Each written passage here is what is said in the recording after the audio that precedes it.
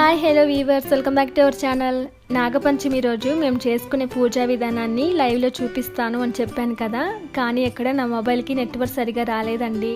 నేను live start చేశాను కానీ సిగ్నల్స్ లేకపోయేసరికి లైవ్ అసలు క్లారిటీగానే రాలేదు. అసలు వీడియో అయితే బ్లర్గా వచ్చింది, అందుకని నేను లైవ్ చేయలేదు. లైవ్లో అన్నీ చూపిద్దామని అనుకున్నా, బట్ నేను అనుకున్నది అక్కడ ఏమీ జరగలేదు. లైవ్ క్లారిటీ లేదు, అందుకే ఆఫ్ చేసి అక్కడక్కడ కొన్ని నార్మల్ వీడియోస్ తీశాను. అవన్నీ కలిపి ఈ వీడియోలో పోస్ట్ చేస్తున్నా, చూడండి. ఇక్కడ మేము మార్నింగ్ 7:30కే అలా ముందే వచ్చేసి ఇక్కడ నాగర్పమ్మకి అభిషేకం చేస్తున్నాము. అక్కడ శారీ కట్టుకొని ఉన్నాను కదా, అది నేను. నా పక్కన రైట్ సైడ్లో ఉండేది మా హస్బెండ్. మేమిద్దరం కలిసి నాగర్పమ్మకి అభిషేకం చేస్తున్నాము. అంటే మేము అభిషేకం చేయాలి అని ముందే గుడికైతే వెళ్ళాము. నార్మల్గా మిగిలిన వాళ్ళందరూ అయితే 9కి లేదా 10కి అలా వస్తారనమాట. వాళ్ళు వచ్చేసరికి ఆల్మోస్ట్ అభిషేకం అంతా పూర్తయిపోతుంది. ఇక్కడ ఉండే నాగర్పమ్మని తెచ్చిపెట్టిన శిల్పం కాదండి, ఆమె ఇక్కడ వెలిసింది. సో ఇంకప్పటి నుండి తరతరాలుగా ఇంటి కులదేవతగా వీళ్ళు నాగర్పమ్మని కొలుస్తూ ఉన్నారు. ఇలా నాగపంచమి, నాగల చవితి ఇలా పండగలప్పుడే కాకుండా ఎప్పుడు రావాలనిపిస్తే అప్పుడు సండే పూట వచ్చి పూజ చేసుకొని, ఒకవేళ పొంగలు పెట్టుకోవాలి అనుకుంటే పొంగలు కూడా పెట్టుకొని వెళ్తూ ఉంటాము.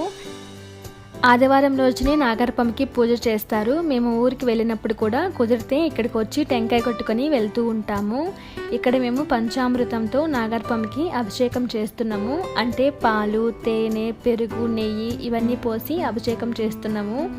అంటే మేము ఇక్కడ దంపతులుగా ఉన్నాం కాబట్టి ఫస్ట్ మేము చేస్తున్నాము, ఆ తర్వాత ఒక్కొక్కరికి అభిషేకం చేస్తున్నారు. నేను ఎల్లో అండ్ రెడ్ కలర్ కాంబినేషన్లో, అంటే పసుపు కుంకుమ కలర్ లాగా ఈ శారీ అయితే సింపుల్గా కట్టుకున్నాను. ఇంకా అబ్బాయిలు అయితే పంచ కండువా వేసుకున్నారు. అంటే అభిషేకం చేస్తున్నారు కాబట్టి నార్మల్గా వాళ్ళకి నచ్చినవి వేసుకోవచ్చు. ఎప్పుడైనా కూడా గుడికి వెళ్తున్నా లేదా ఇటువంటి పూజలు చేస్తున్నప్పుడు అమ్మాయిలు అయితే కుదిరితే శారీ కట్టుకోండి, అదే అబ్బాయిలు అయితే పంచ కండువా బనీన్ వేసుకోండి. మన సాంప్రదాయం కూడా అదే కాబట్టి చాలా బాగుంటుంది. ఫైనల్గా అభిషేకం అంతా పూర్తయిపోయాక ఇలా డెకరేట్ చేశానమాట.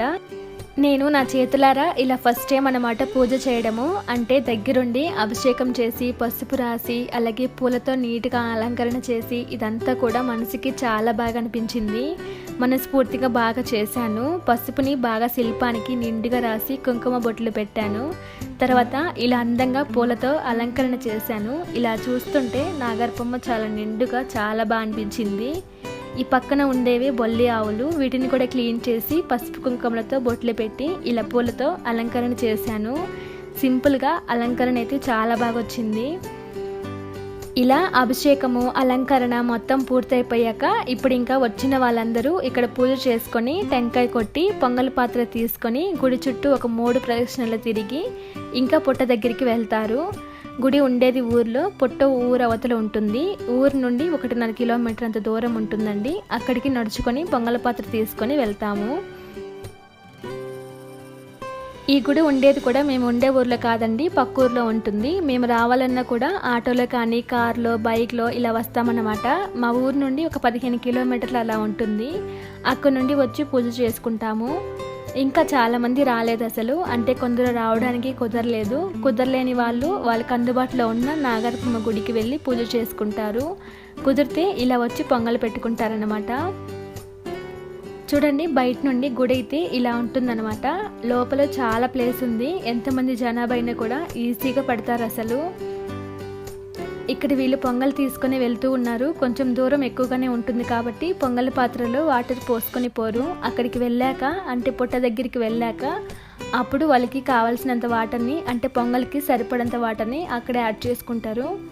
ఇంకిప్పుడు పుట్ట దగ్గరికి వెళ్ళాక కూడా అప్పుడే పొంగల్ పాత్రని కింద దించకుండా అక్కడ కూడా ఒక 3 ప్రదక్షిణాలు చేసిన తర్వాత ఇంకా వీళ్ళు పొంగల్ ప్రిపేర్ చేస్తారు. వాళ్ళు పొంగల్ చేసేలోపు మేము పుట్ట దగ్గర అంతా కూడా అలంకరణ చేస్తున్నాము. ఇక్కడే ఉండేవాళ్ళు, అంటే ఈ ఊర్లో ఉండేవాళ్ళు మార్నింగే వచ్చి పుట్టకి తనిపోసి, అంటే పుట్ట చుట్టూ నీళ్లు పోసి దారం చుట్టి వస్తారనమాట.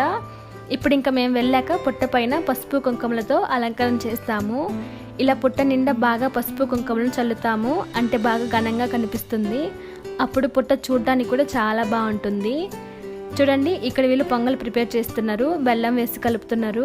ఆ రోజంతా కూడా ఫుల్గా ఎండ అయితే భయంకరంగా ఉన్నది. అసలు అక్కడ ఉండేదానికి అవ్వలేదు, అంత ఎండ కాసింది. అందులో ఇక్కడ ఉన్న ప్లేస్ అంతా కూడా ఫుల్ ఓపెన్గా ఉంటుంది, ఒక చెట్టు కూడా లేదు. ఎండలోనే పొంగల్ అంతా ప్రిపేర్ చేసాము. అరుగు ఉంది కానీ అరుగు మీద పిల్లలు పెద్దవాళ్ళు వాళ్ళు ఉండేకే సరిపోతుంది. ఇంకా మేము ఎక్కడెక్కడ కూర్చుంటాము, అందరం కూర్చున్న ప్లేస్ లేదు అక్కడ. ఇంక ఇటువంటి ప్లేస్కి వెళ్ళినప్పుడు అడ్జస్ట్ అవ్వాలి, తప్పదు. ఇంక అందులో దేవుడికి సంబంధించింది అంటే ఇంకా ఎంత ఎండైనా సరే వాన వచ్చినా సరే పట్టించుకునేదే లేదు, అలా జరిగిపోతూ ఉంటుంది. ఇంకా తర్వాత పొట్ట మీద పూలు చల్లుతున్నాను. ఇక్కడ నువ్వు నేను అనేది ఏమీ ఉండదండి, దేవుడికి సంబంధించింది కాబట్టి అందరం కలిసి చేసుకుంటాము. ఇక్కడ ఇంకా వీళ్ళు పొంగల్ ప్రిపేర్ చేస్తూనే ఉన్నారు. వీళ్ళందరూ నాకు అత్తలు అవుతారనమాట. కోడలందరూ కూర్చొని ఉంటే వీళ్ళు పొంగల్ ప్రిపేర్ చేస్తున్నారు. అంటే వీళ్ళు ఉన్నన్ని రోజులు వీళ్ళు చేస్తేనే బాగుంటుంది, మనం చేసామంటే ఏదో ఒకటి చెప్తూనే ఉంటారు. ఈ చిన్న అరుగు మీద తెచ్చుకున్న సామాన్లు అలాగే పిల్లలకి పెద్దవాళ్ళు కూర్చునేకే సరిపోతుంది. ఇంకా మిగిలిన వాళ్ళంతా ఎండలో ఉండాల్సిందే.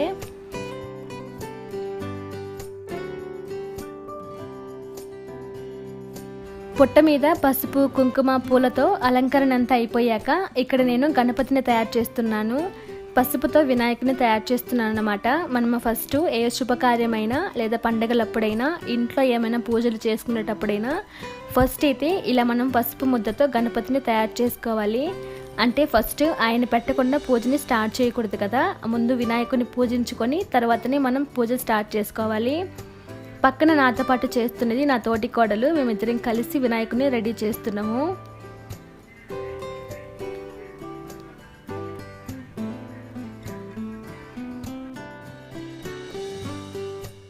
ఇలా వినాయకుడిలాగా చేసి కుంకుమ పెట్టి తమలపాకులో పెట్టుకొని అక్కడ పుట్ట దగ్గర పెట్టాను.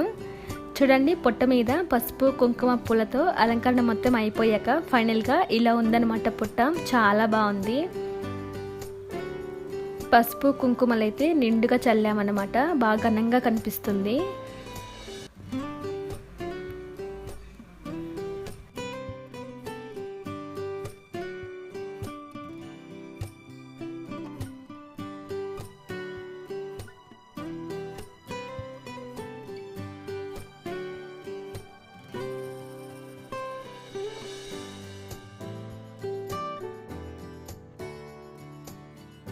ఇక్కడ ఉండే చిన్న గది లోపల నాగరమ్మ ఫోటో ఉంటుంది. లోపల దీపం పెట్టాము, అంటే బయట పెట్టామంటే గాలి కారిపోతుందని ఈ చిన్న గుడికి కూడా పసుపు కుంకుమలతో బొట్లు పెట్టి పూలతో అలంకరణ చేశాము.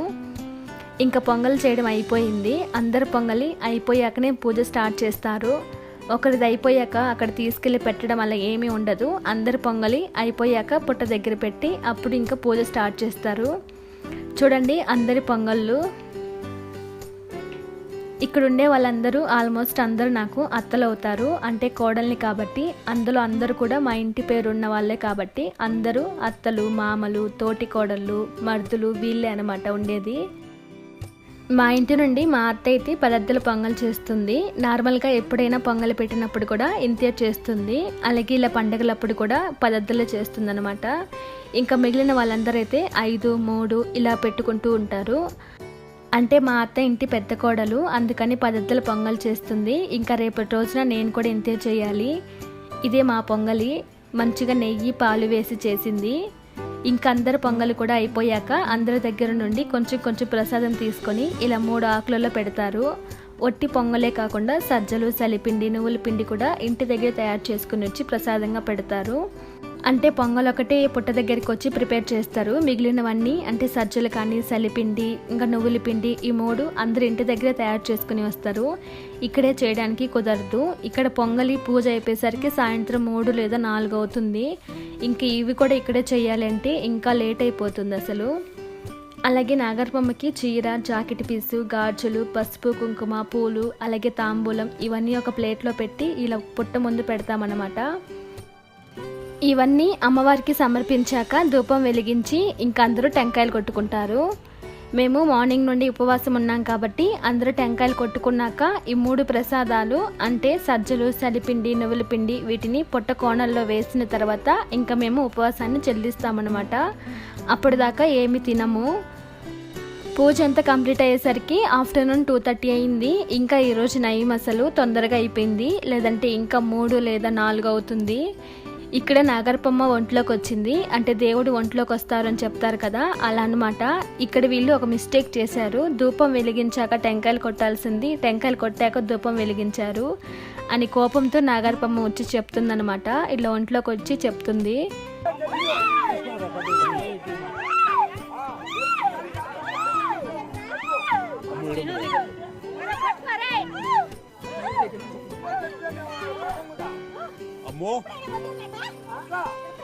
ఫైనల్గా నాగపంచమి రోజు మేము చేసుకున్న పూజా విధానం ఇది. ఇంకా నేను కొన్ని వీడియోస్ తీయలేదు, తీసినంత వరకు అన్నీ పోస్ట్ చేస్తున్నాను. ఈ వీడియో ఎలా అనిపించిందో కమెంట్ చేయండి. అలాగే లైక్ చేసి సబ్స్క్రైబ్ చేసుకోండి. పక్కనే ఉన్న బెల్ బటన్ కూడా క్లిక్ చేయండి. Thanks for watching. Bye bye.